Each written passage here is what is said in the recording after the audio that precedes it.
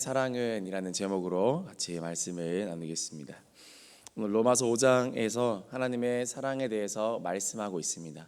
하나님의 사랑은 어떠한 사랑입니까? 첫 번째로 하나님의 사랑은 자격 없는 자에게 주시는 하나님의 사랑입니다. 자격 없는 자에게 주시는 사랑입니다. 점점 더 우리는 자격을 따지는 세상에서 살아가고 있습니다. 자격이 없어 보이는 사람들은 점점 더 도태되어지는 것이 이 세상의 순리이고 또 당연한 법칙이기도 합니다. 더 나은 사람이 해야 하고 또 더 나은 사람이 맡아야 하고 더 자격 있는 사람이 해야 합니다. 그러나 하나님의 사랑에 있어서만큼은 조금 다릅니다. 하나님의 사랑은 자격 없는 자에게 흐르고 있다고 오늘 성경은 이야기하고 있기 때문입니다. 로마서 5장 6절 말씀 보면 우리가 아직 연약할 때라고 나와 있고, 그리고 경건하지 않은 자를 위하여 예수님께서 죽으셨도다라고 이야기하고 있습니다.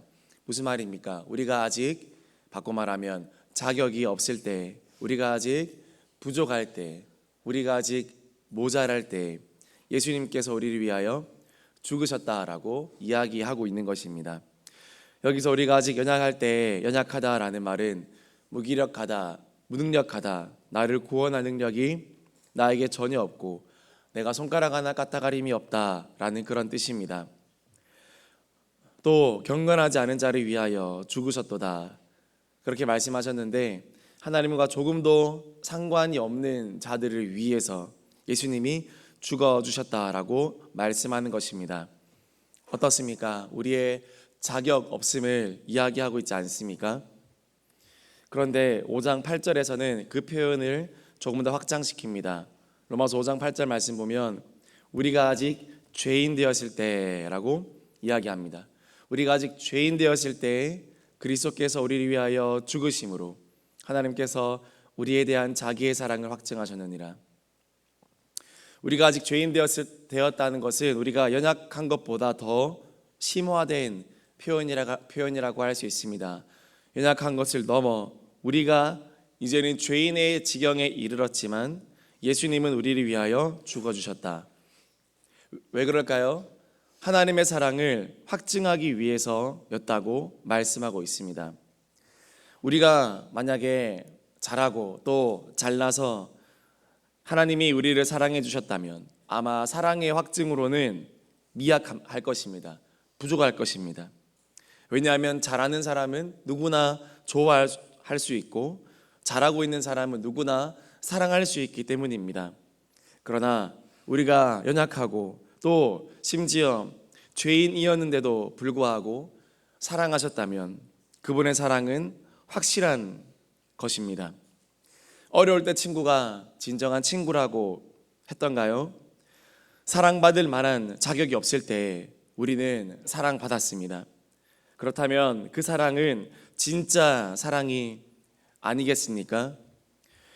여기서 확증하다는 말은 증명하기 위해서, 증거하기 위해서 사랑했다라고 말할 수도 있습니다. 영어 성경 보면 demonstrate, 시위하다라는 뜻도 있습니다. 데모에 참여하다라는 뜻도 있습니다. 그런 의미라면 하나님께서는 마치 시위하듯 우리를 사랑하신 하나님, 그런 의미라면 하나님께서는 마치 데모하시듯 우리를 사랑하신 하나님, 그런 뜻이라는 것입니다. 내가 너를 사랑한다. 내가 너를 사랑한다. 내가 너를 위해 죽었다. 내가 너를 위해 시위하마. 보통 시위, 데모는 언제 합니까?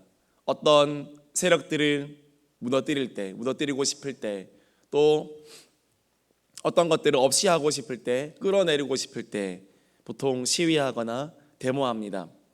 그러나 하나님께서 우리에게 하시는 사랑의 시위는 우리를 끌어내리거나 우리를 망하게 하는 시위가 아니라 우리의 영혼을 살리고 구원케 하는 하나님의 놀라운 그런 데모인 줄 믿습니다. 네가 아직 연약하다 할지라도 아니 네가 아직 죄인이라 하더라도 나는 너를 사랑할 것이다. 여러분, 이 사랑을 마음에 받게 되기를 주님의 이름으로 축복합니다. 10절에서는 우리의 모습이 더욱 적나라하게 표현됩니다. 이제는 연약한 것을 넘어서, 그리고 이제는 죄인인 정도를 넘어서 어떻게 됩니까? 우리 로마서 5장 10절 말씀 우리 같이 읽겠습니다. 시작. 곧 우리가 원수 되었을 때 그의 아들의 죽으심으로 말미암아 하나님과 화목하게 되었은즉 화목하게 된 자로서는 더욱 그의 선한하심으로 말미암아 구원을 받을 것입니다.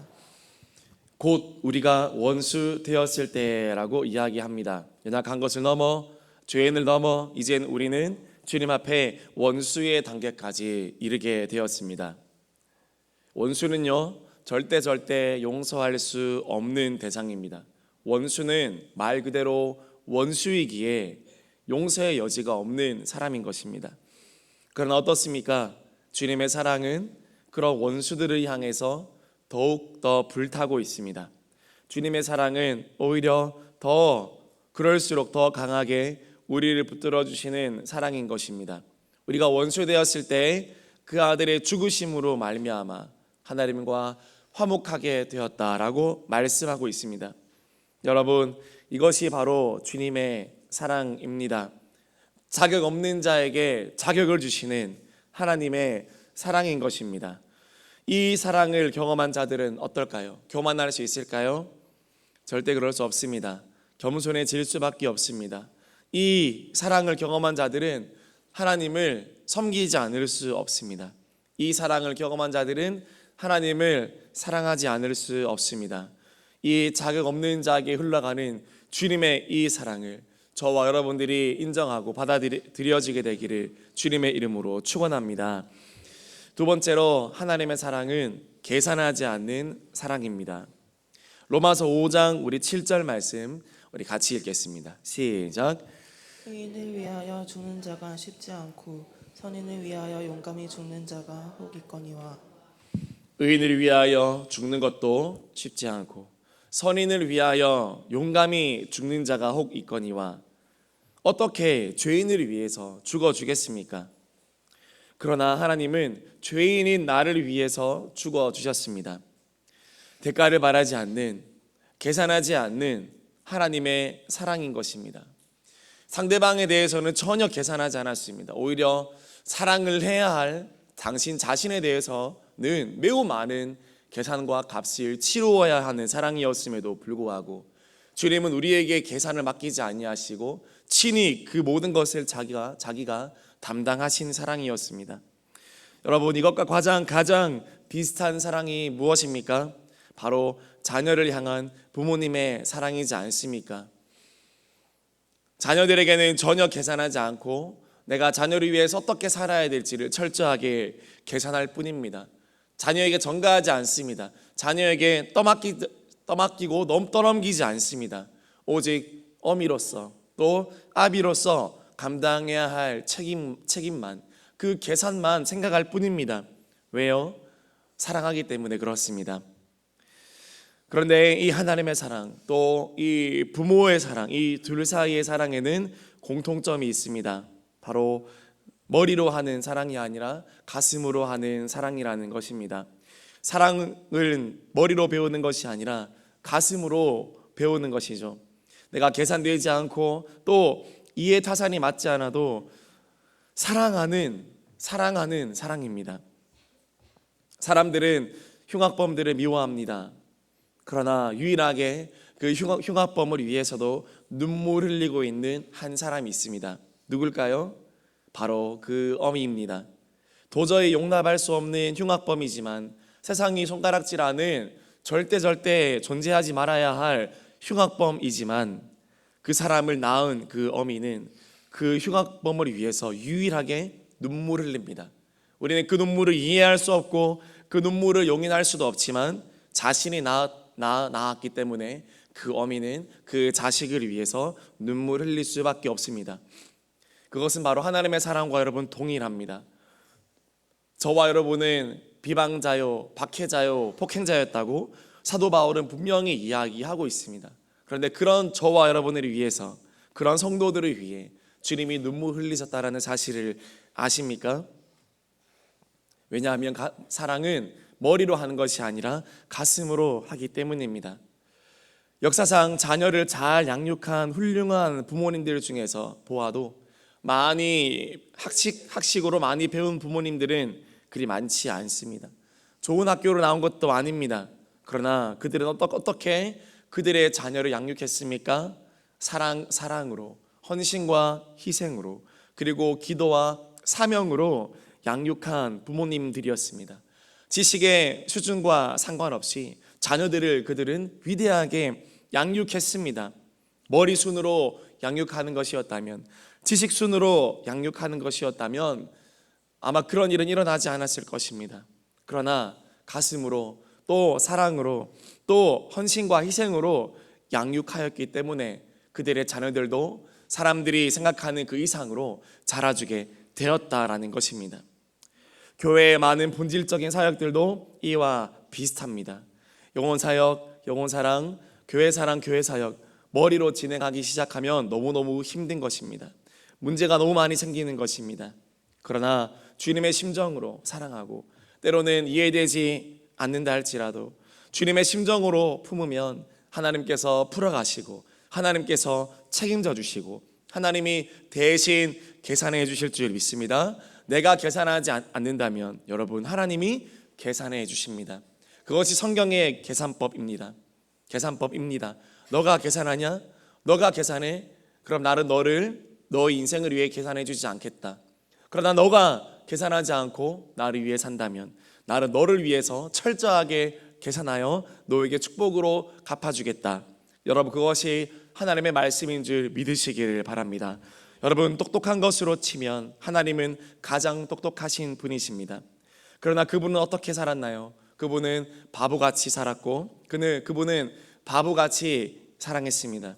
어떻게 저렇게까지 하실까라는 말을 들을 정도로 바보처럼 사랑했습니다.